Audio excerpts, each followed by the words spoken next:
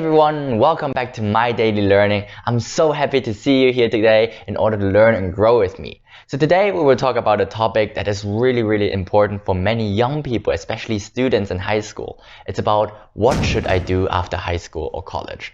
I guess that's a really common issue regardless whether in Germany, in America or in Vietnam.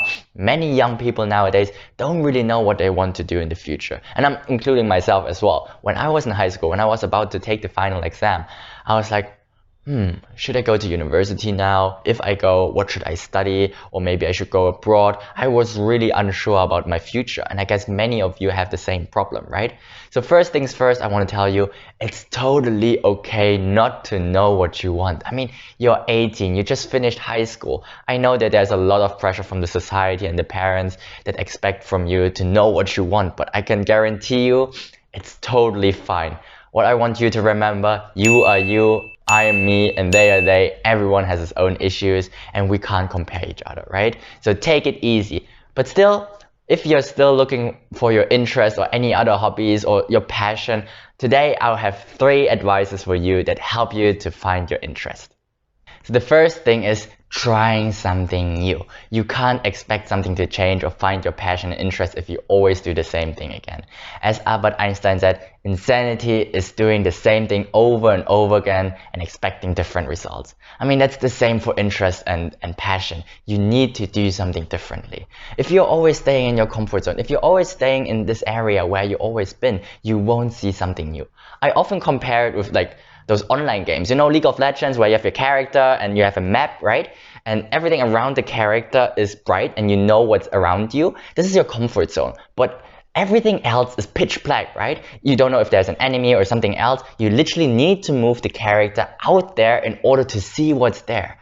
That's what it's actually about. Moving yourself outside of your comfort zone and trying new things out. So that was my approach, how I found my passion is. I went to New Zealand. I was amazed. I was like, mind blown. I was like, damn, it's so different from Germany. Things are completely in a different way or totally different. I was trying out new things. I went to the left side. I was discovering things. I went to the right side. I discovered something. And maybe I didn't like the right side, so I went back to the left side. It's just trying out new things. But the really important thing, and what I'm really grateful for, was no one judged me back then.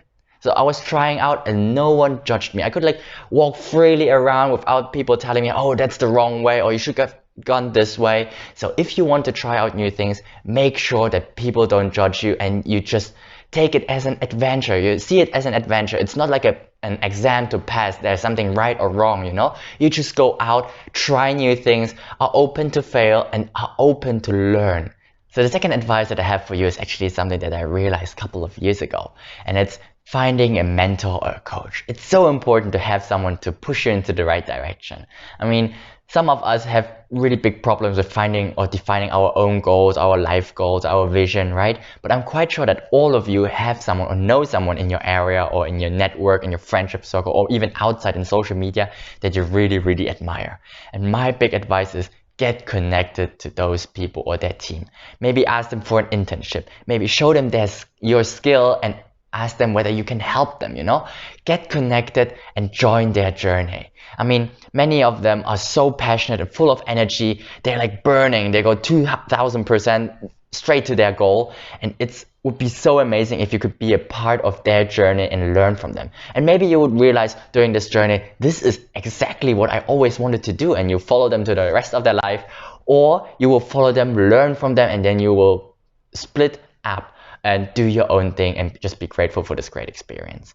And one advice as well is don't be afraid of texting, because in my opinion, the worst case that can happen is that they don't answer you or they say no, we don't need anyone, and then you're the same position anyway. But I also had experiences in my own life and also from friends where they tried out and actually got this position. So take your email address, send them an email, send them a message, and get connected to those people.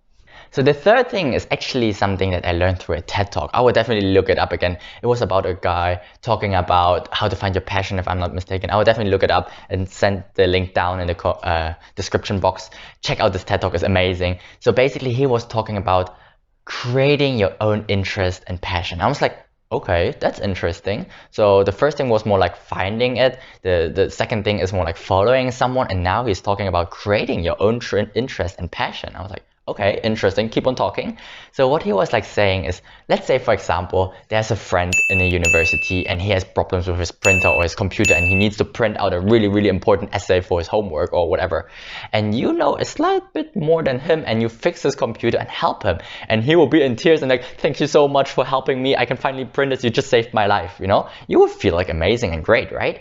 Now imagine they're not just one person, they're like 1,000 person that you can help with something that you actually didn't thought of this as a skill, that you're something that you're good at it, you know, or that you're interested in it. You just serve other people and the reaction, the genuine reaction is gratitude. Imagine every day you get like 10 or 100 people that are thanking you for your service. You know, even if it's not your interest, even though you're not the best in this, even though you didn't even know that this is a skill, you just solved a problem. And this action actually builds up this emotion of feeling valued, and then you start seeing this as an interest or your passion in serving other people. Because in the end, interest is something that you like to do, and doing something that you like makes you happy, right? So if you help other people and they give you the feedback and you feel valued and amazing, then it's suddenly you create your own interest. You know, there was also a guy asking me how he can implement something like this.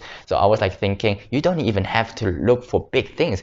Think about your own life. What is your biggest problem? And he was saying, well, one of my biggest problems is actually studying, because sometimes I don't really like studying alone. So I was asking him, so what do you think? How many other students have the same problem? He's like, actually quite a lot, I guess. So what I told him, you could just like help those other people and yourself by creating a learning group. It's not that difficult, but those people that joined those meetups or those learning sessions are so grateful for him just organizing it, you know? It's not a big skill or something that he created a huge event or he's really talented in it. He just provided it and helped them and gave them a value. And this gave him a sense of, wow, I need to do this more often, or maybe he's doing it regularly. Maybe he's getting hosts or like getting other people to join, or teachers or lecturers that explain things more in detail, you know? So he actually created his own passion in organizing events. You know, that's like the third thing that you could do if you have no idea what you want to do. Help other people. So those were the three things that I advise you to do if you're still struggling to find your interest or your passion. So the first thing is trying out new things. Go out of your comfort zone, discover the world, be open to new things. The second thing is follow someone that you admire. It can be your friend, it can be your parent, it can be your idol. Try to get connected to them and learn from them. And the third thing is create your own interest and passion by helping and serving other people in need. So that's what I've got for you today. Thank you so much for your time again. If you know another approach to find an interest or a comment, please leave a comment. I would be really excited to learn from you as well. So one more time, thank you so much. If you love this video, please like it and share it with your friends. Don't forget to subscribe. I will try my best to upload more videos in order to help you. So stay awesome and keep learning.